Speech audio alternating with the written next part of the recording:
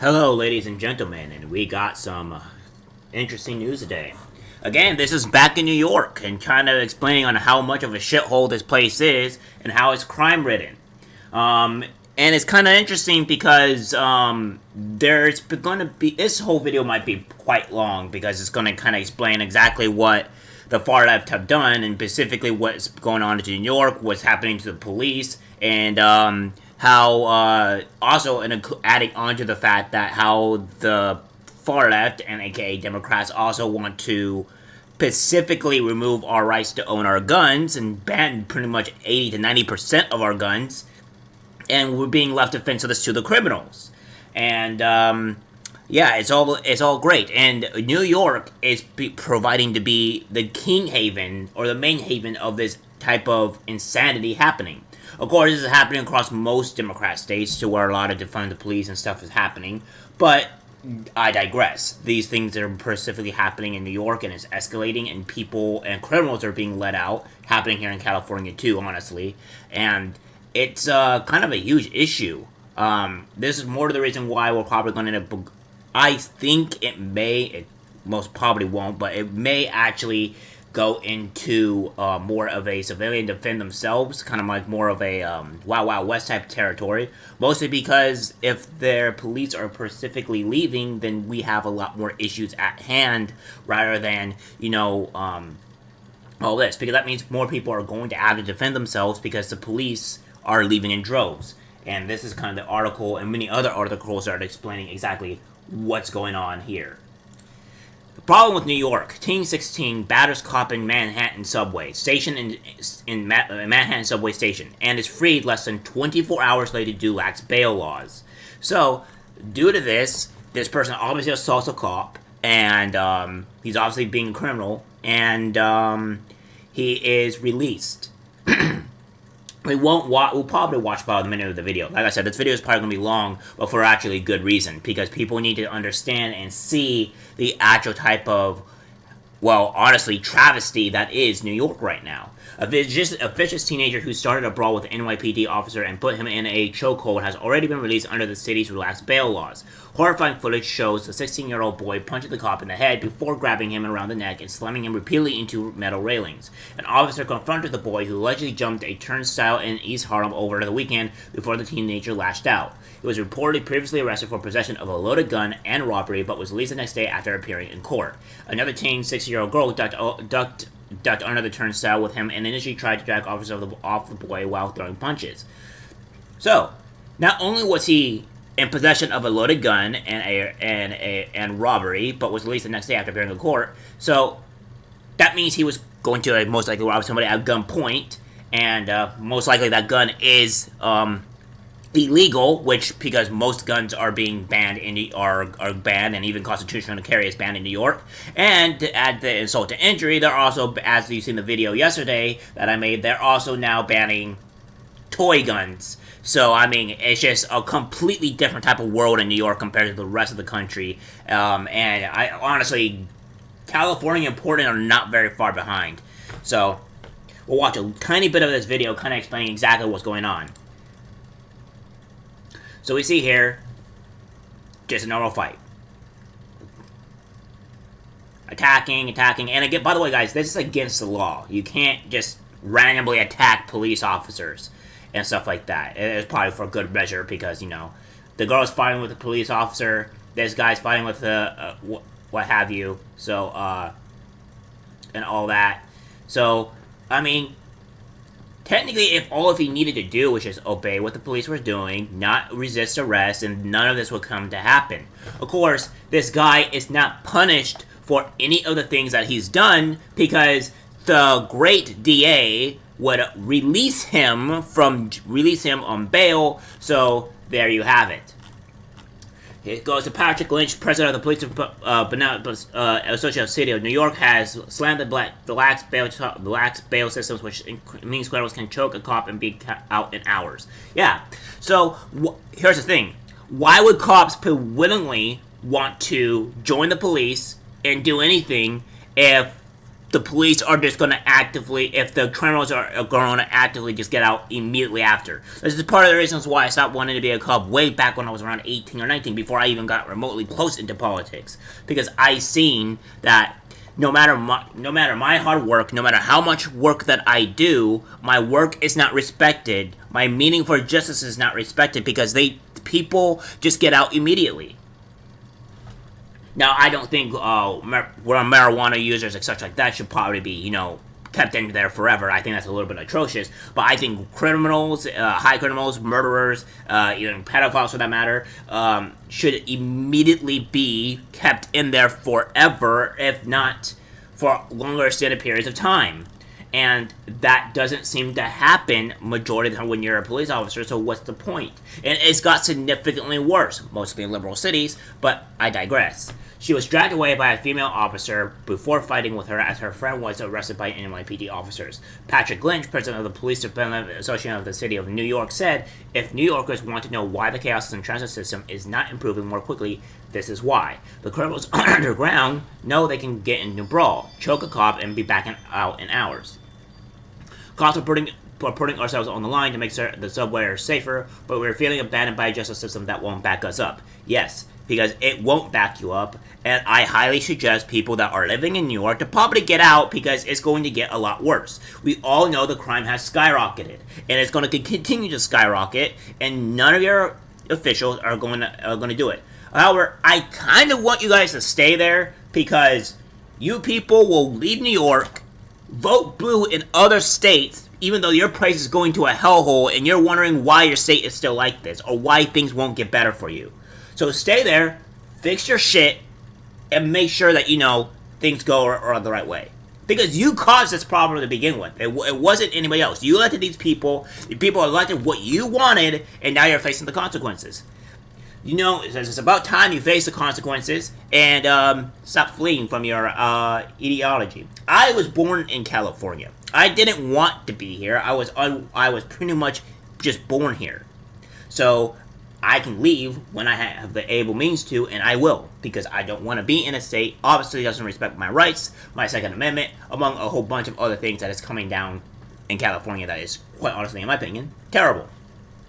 The boy who cannot be publicly identified because of his age jumped over the barrier at 125 Street Lexington Avenue in Station in East Harlem on Saturday. The violent brawl started just before 6 p.m. with the boy becoming verbally aggressive over the 3 minutes with the officers before they attempted to arrest him. During the horror footage, the boy started raining down blows onto the officer and trying to force him to let go by slamming him around the station. His face is covered in blood by the end of the footage, with officers managing to spin the teenager down. He was arrested and charged with assault on a police officer, obstruction of governmental administration, and resisting arrest. On Sunday, he was released during his own reconnaissance, and the teen girl was arrested on the same charges, though the outcome of her arraignment was not immediately known. In a statement, the officer said, one officer suffered swelling to his head and shoulder and was treated and released at NYU. The other officer was also treated and released at NYU. So, we have this going on, right? Well, we also have this going on. These are the top 7 U.S. cities home buyers are trying to leave. Higher borrowing in Los Angeles, higher borrowing rates have silenced many house hunters and cooled that was a red-hot housing market, one of the most important sectors of the economy. The National Association of Realtors recently noted that sales of previously occupied U.S. homes slowed for the 5th consecutive month in June. Home prices are kept climbing in June, albeit at a slower pace than earlier this year. Even as sales slowed, the national median home price jumped 13.4% in June from a year earlier to $416,000. That's an all-time high according to data going back to 1999, NAR said. Because of that, many prospective home buyers are looking for affordability when it comes to choosing their first ever home. A report published by Redfin last week found a record number of potential U.S. home buyers are seeking to relocate in order to find homes with their budget. According to Redfin, here are the top cities people appear most likely trying to leave: San Francisco, Los Angeles, New York, Washington, D.C., Seattle, Boston, Detroit, Denver, Chicago, and Minneapolis. What are these 7 big cities have in common? What are these 7 big cities that have in common? They're all Democratic blue cities. All of them. Every last one of them. They're all Democratic. And I know personally, because I live here in California, that San Francisco has a huge homeless problem, And they have a very high crime rate, which they just removed their DA because him not punishing the criminals, and the criminals are running rampant.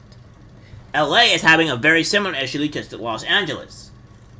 A person can run over a woman and a baby and not be charged for running them over. So that's the two main places I've seen in Los Angeles. In New York, we just seen where a person was hitting an officer, committing battery, and has possession of a gun that is obviously apparently legal in New York, and he also for robbery, and he gets released within 24 hours. On top of that, as I've been constantly saying, you can defend yourself and be put in jail for it. So what's the point of being in New York? Defend yourself, go to jail. Be a victimized of criminal, the criminal doesn't go to jail, and there's a chance that you go to jail anyways. Oh, want racism? Well, I guess apparently 3 black girls can go attack a white woman for not only for political reasons, but also they can physically attack her for being white.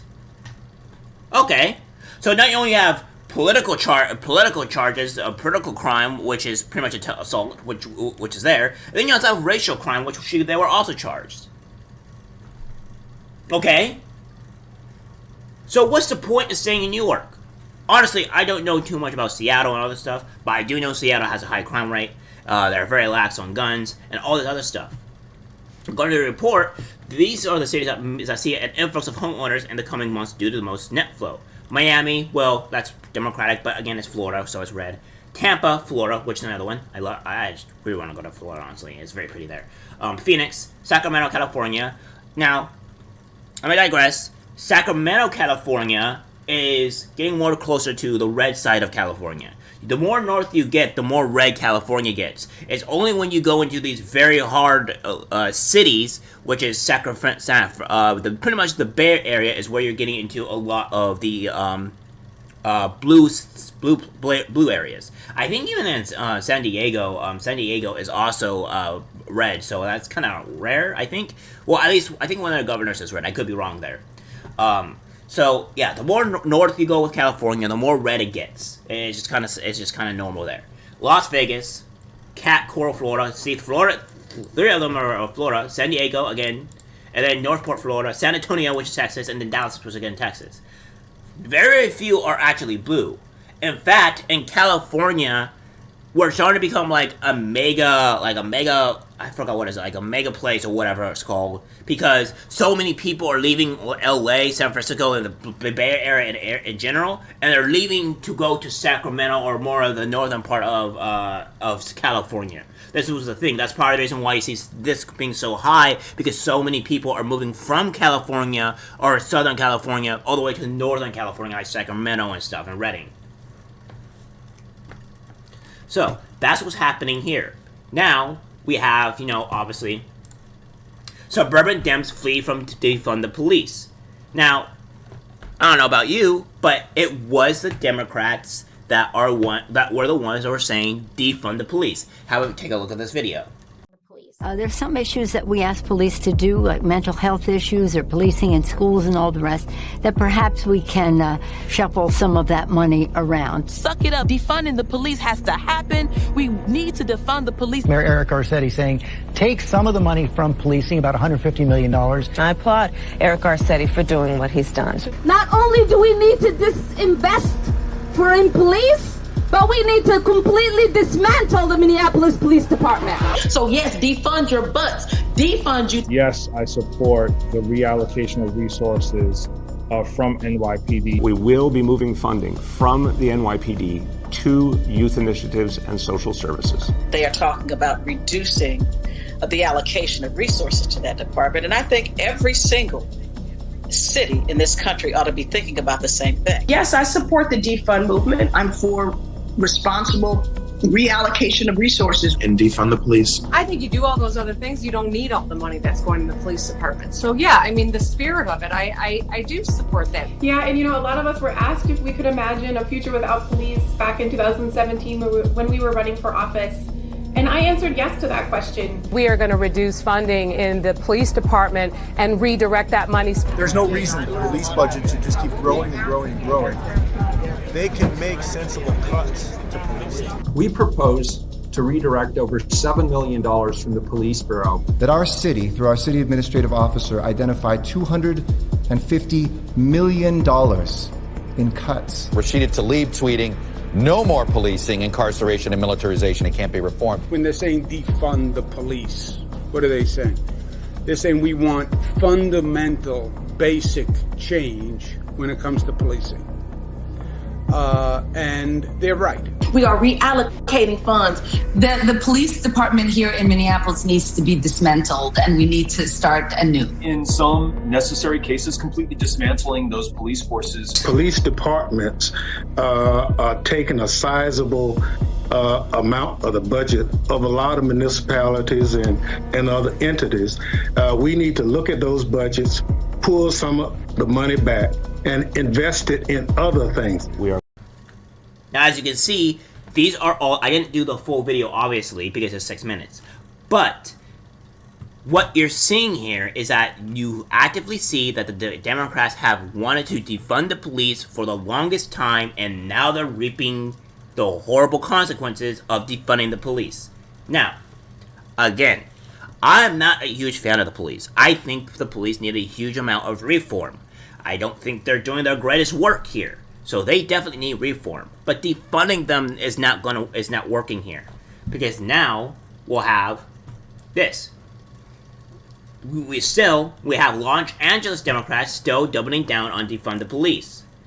So if a liberal is a conservative who just got arrested, a conservative who is a liberal who just got mugged, what do you call a person who thinks we can safely in a free society without police? An idiot. So we go here that Los Angeles Democrats still double down on defund the police, regardless of, defunding the police actively just not working. And then we'll have this here. We need them desperately. U.S. police departments struggle with critical staffing shortages. So, as you're seeing here, the shortages that are happening are again in these very democratic blue states or cities. Atlanta, Dallas, Portland, Seattle, and other cities cope with shortages. Again, the reason why they're doing this is because Portland has honestly become an Antifa/BLM hellhole where they can go and riot and destroy businesses and destroy all these other things and cause complete mayhem, and they're not being punished for it, and it's a huge issue. Portland is essentially just not the safe place to live because of all the chaos and mayhem that's going over there. Seattle is just as bad. Seattle has very similar things to like what Portland has. So what we see here is that I'm looking for 250 officers and we're funding them. People are answering the call and not to American Press. They are saying they want to serve their city. Atlanta, like many cities across the country, saw unrest in the wake of the murder of George Floyd at the hands of a Minneapolis police after 2020, which was captured on cell phone video and widely distributed. So we seen this. But it also is a huge problem because crisis threatens quality of life in our communities. A June 2020 national survey found that police departments around the country on average were finding 93% of available budget positions, according to Police Executive Research Forum. The survey showed a 45% increase in retirements and an 18% jump in resignations over the previous year. This is not good, by the way. And I would highly recommend people get out of cities because the crime is going to get significantly worse. At the Kansas City Regional Police Academy, a police officer from Southern California, Ryan Tillman, recently spoke at a presentation on law enforcement recruiting, urging participants to avoid the tendency of waiting for the people at the top to change the culture. Yeah. We like to wait for the chief of police to change the morale, said Tillman during a presentation for the law enforcement training group Caliber Press. We can do that. You guys can do that. You guys are the members of the recruiting team. You guys are the gatekeepers to the department. Tillman started the Breaking Barriers United program to team officers at school districts and as risk young people to improve police and community relations. And at Kansas City Regional Police Academy, he stressed the importance of changing perceptions when recruiting future law enforcement. I can literally go out there and be the change that the community wants to see without anybody having to impress upon me what I need to do, Tillman said in an interview. A misconception is I have to do things the way they want me to, which that's true in a sense of policy and laws, but I can go out there and police in how I want to police. So, They will also go say things will not be perfect tomorrow, he said in an interview. We will not have enough officers tomorrow. What we can let people know is that we're responding to anyone who calls for service. We're continuing to try to prioritize the best ways that we can help prevent crime throughout our city. But more than anything, that we need to try to make sure we're helping other folks know that policing is a good path. It is, but it isn't. So, due to all these things that we see here, due to cops struggling to get having police staff, Democrats doing all of this, and then also going Democrats embrace law enforcement to hit GOP on crime. Now this was the big thing that I wanted to go for, because the Democrats have actively been saying, oh, we're hitting the GOP on crime, when they have been the ones that have actively been wanting to defund the police. Now, you've seen in about the 1 and 2 minute video that I put in that a lot of the Democrats were wanting to defund the police. So now they're trying to do this bait and switch and saying, oh, it's the GOP that wants to do it. No. The GOP are not the ones that are the problem here. Now, I understand that the GOP and the Republicans have a lot of issues, and not all of them are the best ones for the job. I can tell you that surely that they're not great. Even a recent law with the whole about having to pay for the child support type deal, I don't really agree with that bill at all, because it's putting a lot of blame on the guys and not so much blame on the females, and it's going to cause a whole ripple of actual issues, because paternity fraud is not a problem. Well, they should probably look at the paternity fraud and all the other issues before trying to implement such a stupid freaking law in the first place. But I digress. I do not like everything that the GOP does. I think some of the things that they do are stupid. But this is not the fault of the GOP here. This is all the fault on the Democrats. And, again, they are the cause of all these issues. So, we're getting the full picture here of what Democrats are doing to their cities, what's happening to their cities, and New York is taking the lead on this. So, it's up to you guys to decide what you want to do. I highly recommend getting out of cities. Go into a rural place, live your life, and, maybe be productive and make your own food and stuff like that. It's a lot better. Trust me, rural places are not terrible. Honestly, it's a lot better in most places. Most people tend to leave you alone.